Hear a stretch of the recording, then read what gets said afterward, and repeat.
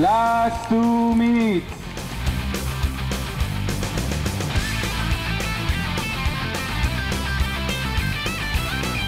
5, 4, 3, 2, 1. Game over! Mao kini ang ginatawag nga airsoft, usa ka combat game sport nga daw susamon sa katinuod nga gera. Ang maong combat sport unang misikat og nagsugod sa Japan kaniadtong 1970s. Isip usa ka kalingawan sa uban kaniadto, ang airsoft paspas gayon ng pagsikat ngadto sa ubang kontinente ug nasod sama sa North America ug Europa. Sa pagkakaroon daghan na sad ang nahimong hobbies ang airsoft pinaagi sa pag-apil sa managlahing tournament niini.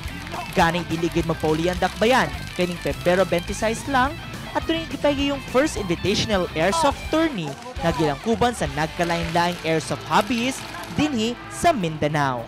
Ako nakahinabi si Jay Umila, ang founder sa airsoft dinhi sa Gensan ug usa sa mga nag-organisa sa maong tourney. Well, firstly because Gensan is a well-improved city na, one indication man god nga improving ang imong city is na having medyo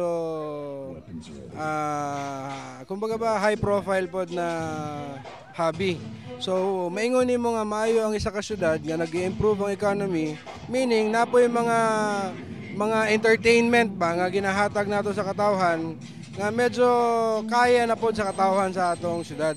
Airsoft, this is like what I'm saying, no, the past several years already na if you want to feel a military in a civilian way, mo ni siya ang airsoft.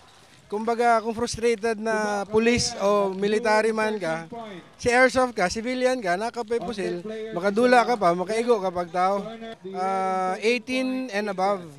Pero there are some players na nagadula sa amoa na below 18, but that's what we call case-to-case basis bago na mo ginapadula. We still need to kumbaga screen them before they can join the airsoft. Every year we conduct competitions here in Gensan. Hindi lang nabibigyan ng media mileage. And the way I see it, no, since the time that we founded the airsoft here in Gensan, last 2003, malayo talaga ang mararating kasi up to now, buhay na buhay ang airsoft. 2003, if I remember it right, nag-start me one team lang sa Gensan. Now, we already have around 7 active teams na nagadula og airsoft sa Gensan. Yeah, in terms of reception sa tao, we are improving a lot talaga. And I think, lalaki at lalaki pa ang airsoft. Tuig 2003 sadyang nagsugod ang grupo ni na Jay nga Special Weapons Airsoft Team kon SWAT dinhi sa Gensan.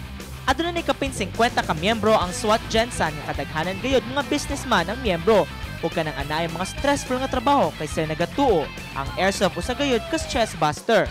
Among tournament nga ilang giorganisa gilangkuban sa 16 ka mga airsoft hobbies dinhi sa Mindanao.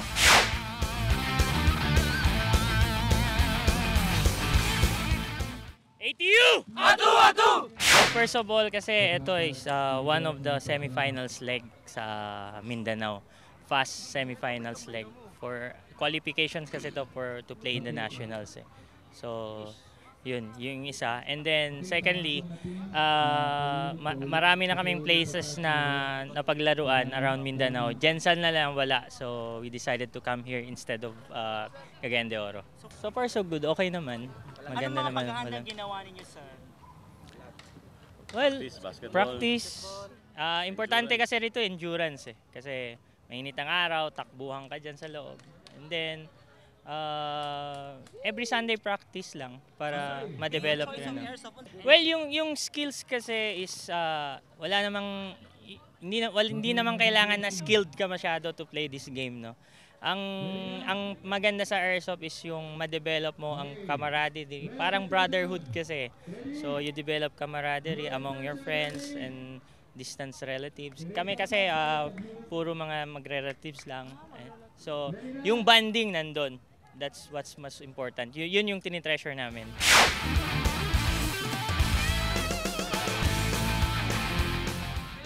SSCIDG! Bale, maunag yun ang hobby sa kuha o asa akong mga team. So every tournament kung imbitahon mi sa mga nagapa-tournament, mag-join jud mi. Depende lang kung naay budget.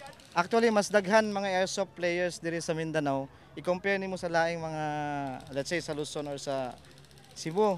Kay daghan man gud game site diri which is pwede makadula tanan mga team. Expensive pero enjoy.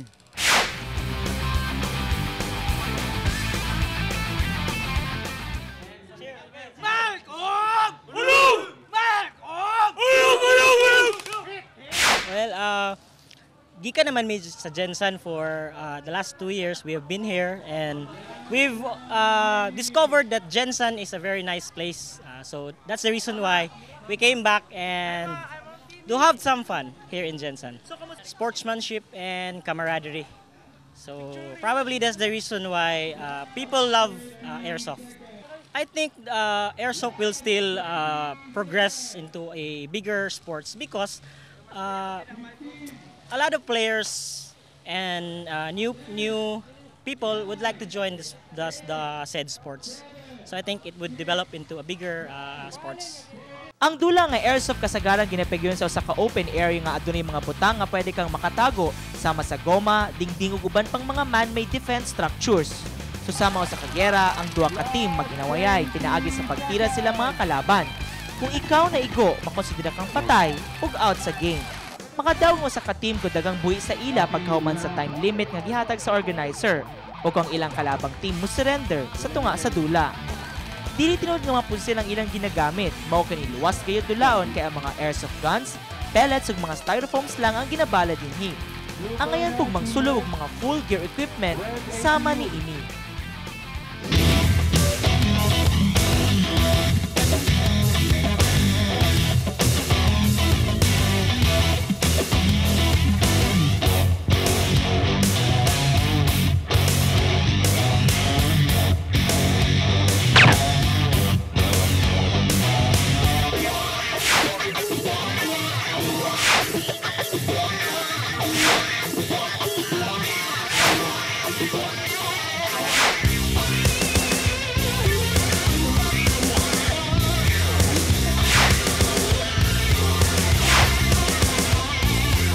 Well, natutuwa kami na actually napakarami at napakalayo pa ng mga lugar na pinanggalingan ng mga nag-join.